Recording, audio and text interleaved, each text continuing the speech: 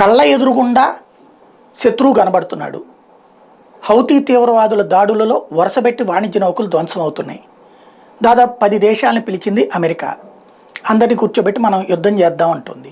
అసలు అమెరికా ఒక్కడ తలుచుకుంటే ఎంతసేపు హౌతీ తీవ్రవాదులు ఏమైనా ఎంతసేపు ఒక్క పూట్లో బూడిద చేయగలదు. లేదా ఒక దేశం మీద దాడి చేయడం ఎందుకులే, తీవ్రవాదుల కారణంగా సాధారణ ప్రజలను ఎందుకులే చంపడం అనుకుంటే కనుక ఇంకొక కోణం ఉంటుంది. ఏంటది? ఓన్లీ వస్తున్న అటాక్స్ని మాత్రమే ఆపడం. అంటే డ్రోన్ వస్తే ఆ డ్రోన్ని ధ్వంసం చేయడం, లేకపోతే విమానం వస్తే విమానాన్ని ధ్వంసం చేయడం, లేకపోతే మిస్సైల్ అయితే మిస్సైల్ని ధ్వంసం చేయడం. కానీ అది యాక్షన్ తీసుకోవట్లేదు అమెరికా, అక్కడే కూర్చుని. అందుకని అమెరికా కళ్ళెదురుగుండానే వాణిజ్య నౌకల మీదన డ్యామేజ్ జరుగుతుంది. ఎందుకు చెయ్యట్లేదు అన్న దాని గురించి చెప్తున్నది వింటే విచిత్రమైన పరిస్థితి ఏంటంటే, హౌతీ తీవ్రవాదులు వాడే ఒక్కొక్క డ్రోన్ కాస్టు $2,000 అట.